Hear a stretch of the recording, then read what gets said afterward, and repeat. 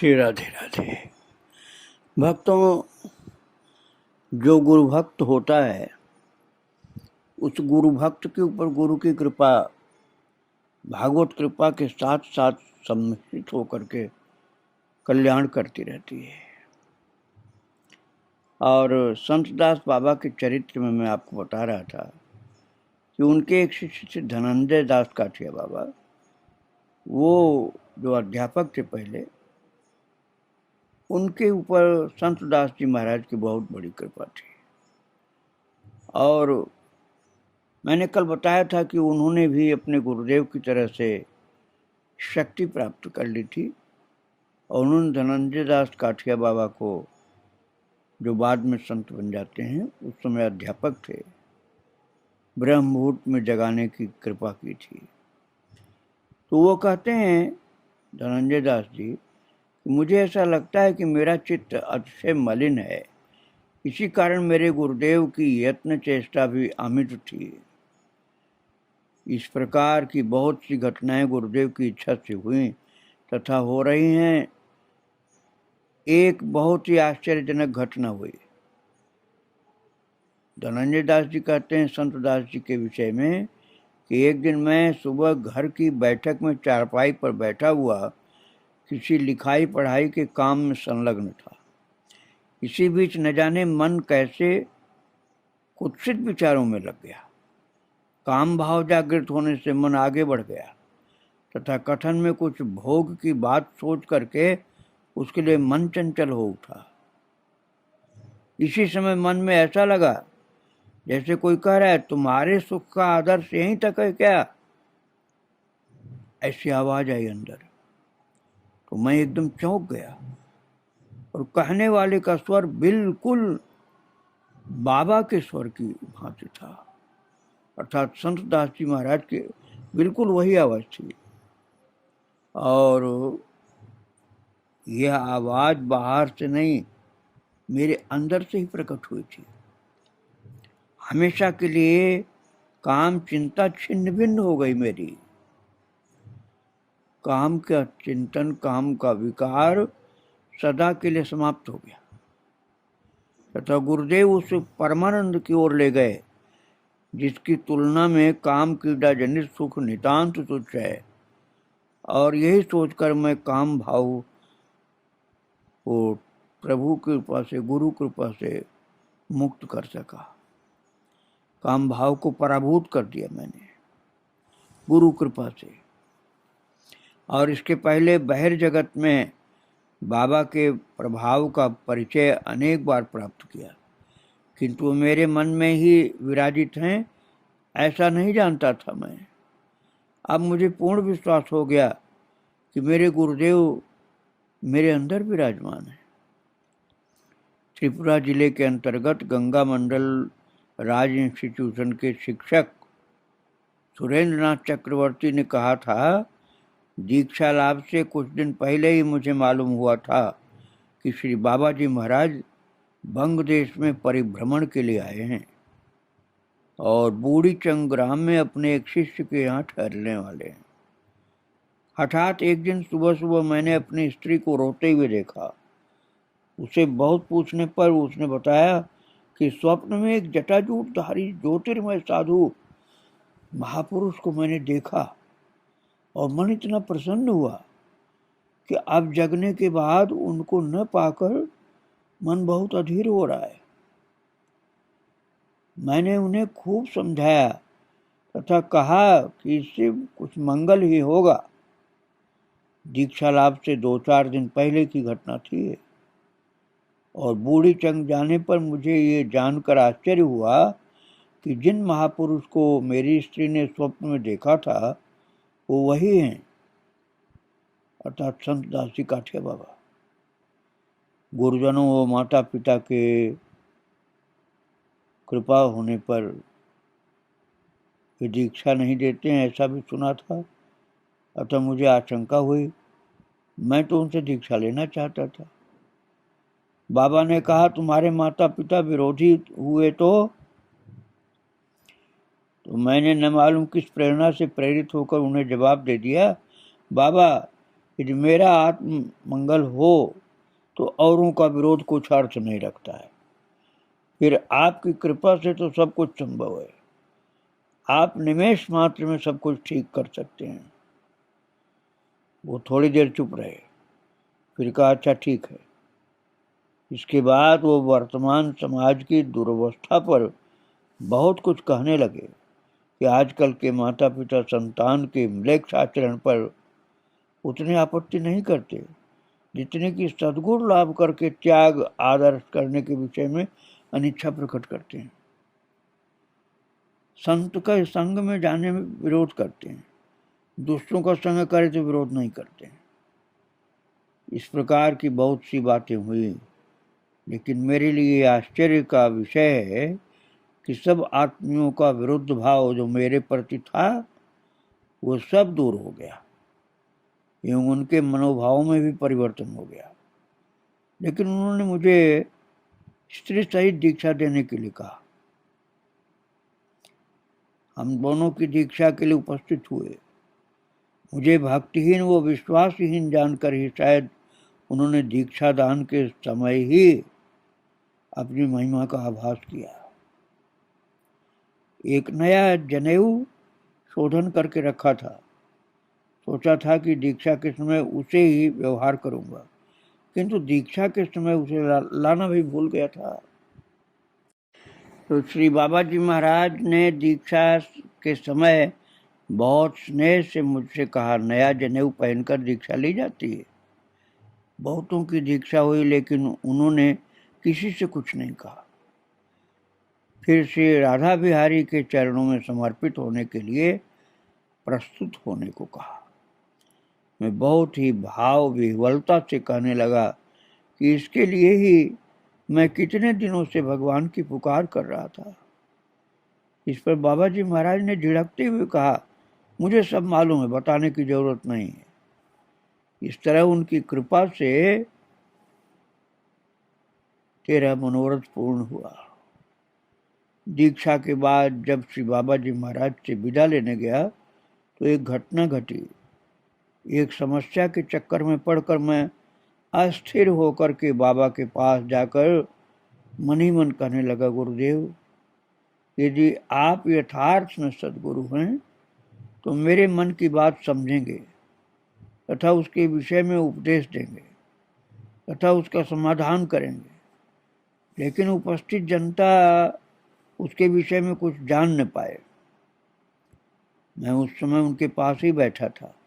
उन्होंने मेरी ओर हंसते हुए देखा, उक्त विषय के संबंध में उपदेश दिया जो मेरे मन में चल रहा था, तथा बाद में उनके कहे अनुसार कार्य करके मुझे आशातीत सफलता मिली। उन्होंने जो कुछ उपदेश दिया वो स्पष्ट स्वर में ही था, किंतु उसे मेरे सिवाय किसी ने नहीं सुना, क्योंकि मैंने इसके बारे में बहुतों से पूछा।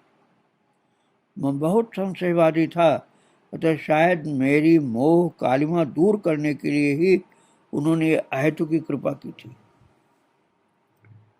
और एक हाइलाकांडी का वकील कुंज बिहारी चक्रवर्ती ने भी ऐसी अपने अनुभव की बात बताई थी कि दीक्षा के समय मेरी मनोकामना थी कि बाबा जी महाराज अपने हाथों से मुझे जनेऊ पहनाएं, लेकिन मैंने इस बारे में कुछ कहा नहीं था। उन्होंने आसन पर बैठते ही अनंत दास जी से जनेऊ की माला लाने को कहा तथा फिर उन्होंने अपने हाथ ही से मुझे पहना दी। जब उन्होंने मेरे गले में कंठी पहनाई तो मुझे बहुत बुरा लगा कि जो कुछ मुझसे पसंद नहीं था वही करना पड़ा। मैंने मन में पक्का कर लिया कि वृंदावन में कंठी पहनना निंदनीय नहीं है। इस कारण यहाँ जितने दिन हूँ उसे पहने रहूँगा। जब यहाँ से जाऊँगा तो उतार करके रख दूँगा तथा फिर तिलक भी नहीं धारण करूँगा। मैं तो ये सब सोच रहा था कि बाबा जी महाराज ने हंसते हुए दूसरी कंठी मेरे हाथ में देते हुए कहा, देख, मैं सबको एक कंठी की लड़ी देता हूँ, लेकिन तुम्हें दो दे रहा हूँ। एक के टूटने पर दूसरी पहन लेना। जिस प्रकार हमेशा जनेऊ पहनना होगा, उसी प्रकार कंठी भी पहननी पड़ेगी। ये सुनकर के मैं निरुपाय हो गया तथा मन ही मन प्रार्थना करने लगा कि गुरुदेव सर्वशक्तिमान हैं, वही मेरी दुर्बलता दूर करेंगे। वो सब कुछ जानते हैं, उनके सम्मुख मेरी कोई चतुराई नहीं चलेगी। उनकी कृपा से माला तिलक धारण करके जन समाज में मिलने जुलने में मुझे कोई संकोच फिर नहीं रहा। मेरी बुद्धि शुद्ध हो गई। और एक माता ने बताया कि एक दिन बाबा कुछ उपदेश दे रहे थे। बाद में उन्होंने कहा, देख, रोगी की सेवा खूब यत्न पूर्वक करना। भगवान पीड़ित रूप में तेरी सेवा ग्रहण कर रहे हैं। ये याद रखकर सावधानी से रोगी की सेवा करना, इससे भगवान बहुत प्रसन्न होते हैं। घृणा व संकोच मन में नहीं रखना। इस रास्ते में मेहतर भी पीड़ित अवस्था में मिले तो जरूरत होने पर उसकी सेवा भी कर। और ये भावना रख कि सेवा भगवान ने मुझे दिया है, क्यों कर सकेगी ना? तो उसने कहा कि मैं हाँ चेष्टा करूंगी और आपकी कृपा होगी तो कर सकूंगी। तो माता कहती हैं कि मैं स्वभाव से ही आलसी तथा मल मूत्र रक्त पीव आदि से घृणा करती थी, लेकिन उस समय भगवान को प्रसन्न करने की इच्छा बलवती थी। सोचा कि यह उपाय तो अपेक्षाकृत सरल है, रोगी मिलने पर अवश्य चेष्टा करूंगी। ये मन में सोच लिया। करीब 3-4 महीने बाद काशी गई। मेरे जाने के कुछ ही दिन बाद मेरी एक बुआ कैंसर रोगी होकर के काशी लाभ की आशा से आई थी। मैंने मन ही मन गुरुदेव को धन्यवाद दिया तथा उस बीमार बुआ की सेवा का समस्त भार अपने ऊपर ले लिया और मैं यथासाध्य यत्न से उनकी सेवा करने लगी। उनका रोग दुस्साध्य था, अतः बीमारी बढ़ने लगी तथा फिर उनकी उठने बैठने की शक्ति भी प्राय समाप्त हो गई। एक दिन एक नई बीमारी शुरू हो गई। बुआ को चारों तरफ कुछ भयानक मूर्तियां दिखाई देने लगीं तथा जैसे ही वो कुछ दंड दे रही हैं, ऐसी बातें करने लगी। वो डर करके मेरे दोनों हाथ पकड़कर मुझे सब कुछ दिखाने और सुनाने की कोशिश करती, पर मुझे कुछ भी नहीं दिखाई देता था। लेकिन उनकी आंखों और चेहरे को देखकर ये लगता था कि उन्हें कुछ ऐसा ही दिख रहा है। वो दुर्बल तो थी, अब तो उनका चेहरा भी भीषण हो गया।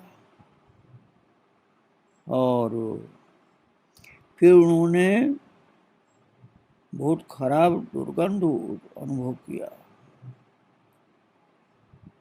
और वो चित्कार करके मुझसे चिपट जाती। मुझे बहुत डर लगता। मैंने गुरुदेव से प्रार्थना की, बाबा क्या मुश्किल है, जब बुआ के प्राण निकले तो मैं वहां न रहूं। मैं दोनों आंख बंद करके मंत्र जपने लगी। तभी गुरुदेव का धीर मधुर स्वर कानों में पड़ा, क्यों डरती हो माए, मैं तुम्हारे पास हूं।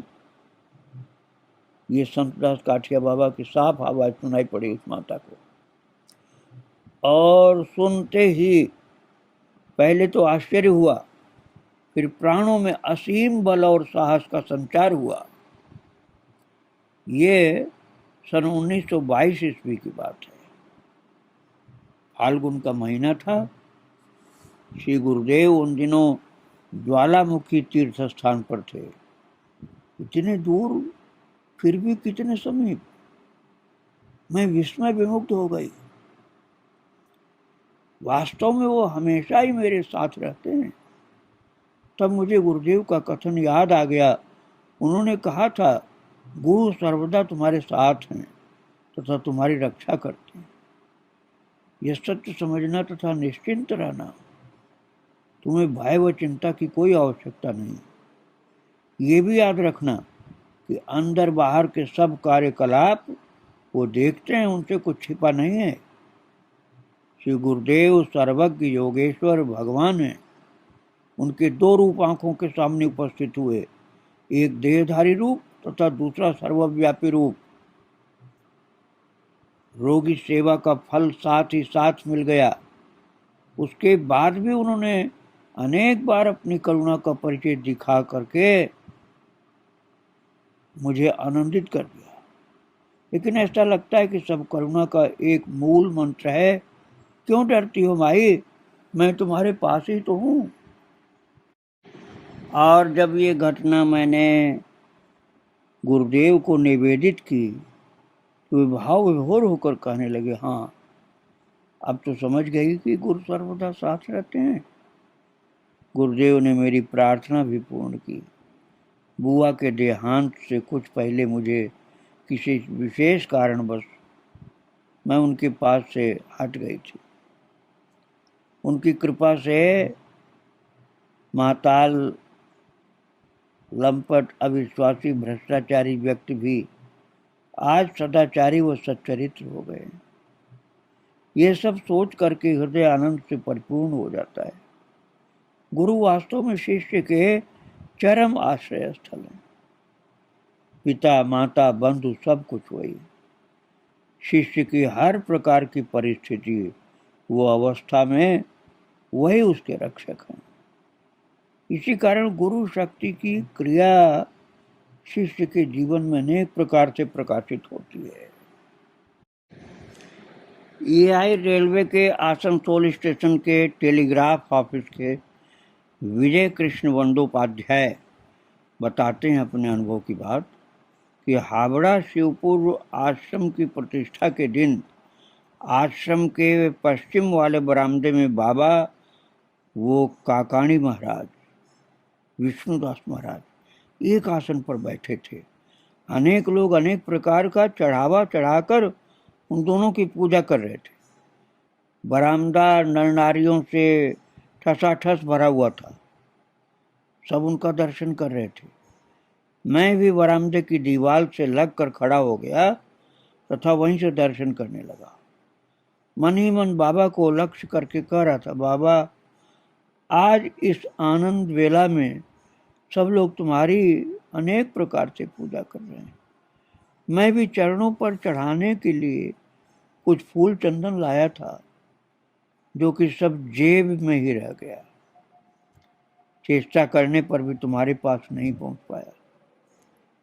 तुम तो सदा से ही गरीबों पर कृपा करते हो तथा मन की वेदना समझते हो। इसी समय बाबा ने आसन पर से ही हाथ हिलाकर मुझे पास आने का संकेत किया।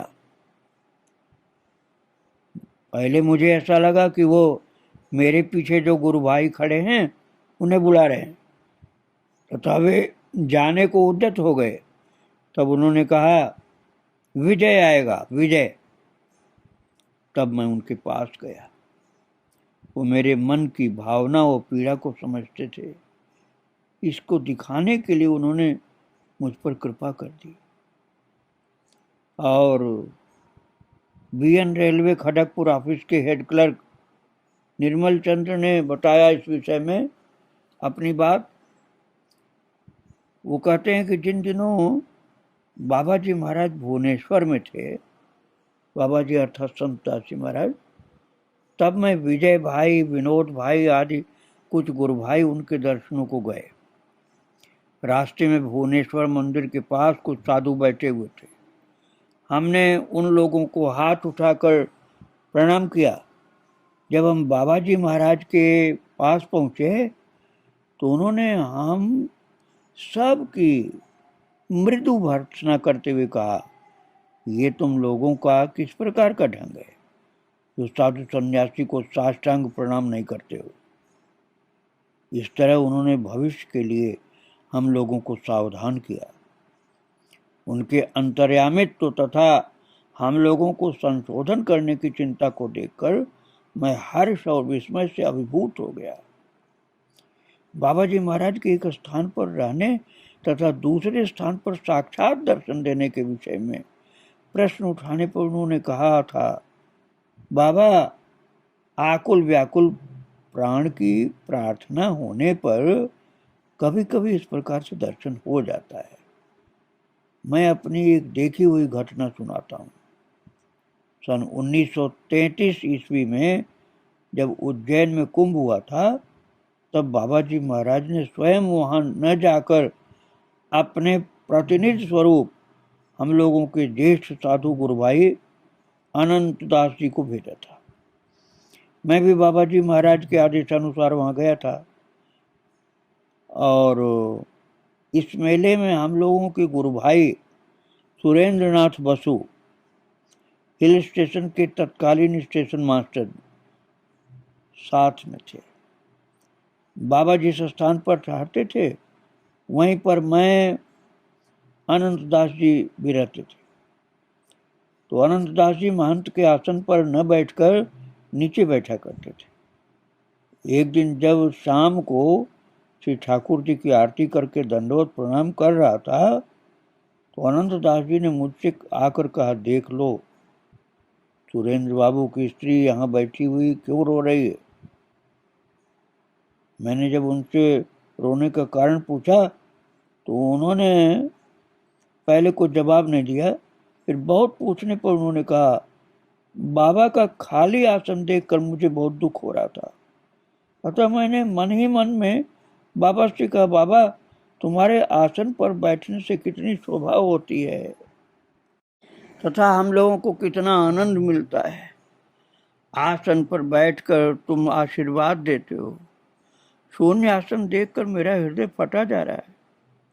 ये कहते कहते मेरी आंखों में आंसू आ गए और थोड़ी ही देर में बाबा जी महाराज आसन पर विराजमान दिखलाई पड़े। मैंने उन्हें प्रणाम किया तो उन्होंने मेरी पीठ पर हाथ रखकर आशीर्वाद दिया। मैं हर्ष से इतनी विभोर हो गई कि तुम्हें बता नहीं सकती हूँ, और मुझे आशीर्वाद देकर फिर अदृश्य हो गए वो। इसी प्रकार की एक भक्त ने और उनकी पत्नी ने बताया। वो नंदी स्टेट के मैनेजर थे, उनकी पत्नी ने बताया था। वो कह रही थी कि मेरी दीक्षा लेने के 2 वर्ष बाद एक बार मेरी बड़ी लड़की बहुत बीमार हो गई थी। उसके जीवन की कोई आशा नहीं थी। उन दिनों जब एक दिन मेरी लड़की रात के समय तकलीफ से छटपटा रही थी, तो मैं भी बैठी एक बात सोच सोच करके रो रही थी।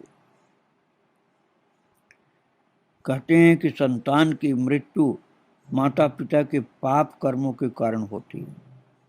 अतः यदि मैं इतनी पापिन हूँ तो मेरी लड़की मर जाएगी, तो गुरुदेव सरीखे महापुरुष ने मुझे अपने चरणों में आश्रय कैसे दिया। उनके साक्षात दर्शन होने से पहले ही इन महापुरुष ने स्वप्न ही में मुझे कंठी दी थी, फिर कृपा करके दीक्षा दी, और अब 2 वर्ष होते होते मेरी ये दशा हुई जा रही। जब मैं सब कुछ सोच रही थी कि देखा बाबा मेरे बिस्तर पर खड़े हैं। मैं मंत्र मुग्ध सी होकर कितनी देर तक उनका अलौकिक रूप दर्शन करती रही। फिर मेरी कन्या के सिरहाने खड़े होकर मेरी ओर अभय दृष्टि से देखा तथा फिर धीरे धीरे दीवाल के साथ ही मिलित हो गए, जैसे दीवाल में चले गए। उनकी वो दृष्टि तथा वो रूप आज भी मेरे हृदय पटल पर अंकित है। मेरी कन्या फिर धीरे धीरे रोग मुक्त हो गई। एक बार मैं जब शिवपुर आश्रम में बाबा को प्रणाम करने को गए तो उन्होंने हंसते हुए दाहिना पैर मेरी ओर कर दिया।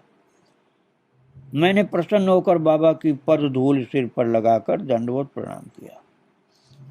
इसके बाद ही बाबा ने मृदु भाव से मुझसे कहा, बाहर की ओर ही नहीं देखती रहना, अंतर की ओर ही दृष्टि रखना तो सब कुछ पाओगी। अपना मन मत खराब करना, मैं हमेशा तुम लोगों के पास ही हूँ। भक्तों, ये संत दास जी महाराज भी अपने गुरुदेव रामदास जी की तरफ से इतने सिद्ध हो गए थे। और गत 1935 ईस्वी में जब बाबा के तिरोभाव का संवाद मुझे मिला तो मैं बहुत शोक संतप्त हो गई। संवाद पाने के 3 दिन बाद मैं अपने कमरे में रात के 10 बजे के करीब बैठी हुई बाबा के लिए रो रही थी। उस कमरे में एक तख्तपोश था जिस पर कोई सोता नहीं था। रोते रोते मैंने देखा कि उस तख्त के एक कोने पर बाबा बैठे हुए हैं और मुझे बुला रहे हैं। उनका चेहरा ज्योतिर्पूर्ण था। मैंने रोते रोते जाकर बाबा को स्पर्श न करके जमीन पर से दंडवत प्रणाम किया, किंतु बाबा ने दोनों हाथ मेरी पीठ पर फेरते हुए कहा, अरे इतनी व्याकुल क्यों हो रही है, मैं तुम लोगों के पास ही हूं और मत रो। ये कह करके उन्होंने अपना हाथ उठा लिया तथा अंतर्धान हो गए। इसके बाद मेरे शोक का वेग कुछ घट गया तथा तभी से उनकी वो मधुर मूर्ति अक्सर मेरे अंदर में अनुभव मैं करती रहती हूँ। भक्तों, इस प्रकार से संतदास बाबा का शरीर जब नहीं रहा, सन 1935 की बात है, तो उसके बाद ही इस माता को पूरा दर्शन और सब अनुभव हुआ तो मैंने अभी सुनाया। ये संतदास बाबा का अद्भुत चरित्र है जो गुरुदेव की जैसे ही गुरु कृपा से हो गए थे। आगे मैं और बताऊंगा आपको। आज महाराज जी को प्रणाम कर यही विराम दे रहा हूँ। श्री राधे राधे, जय श्री राधे।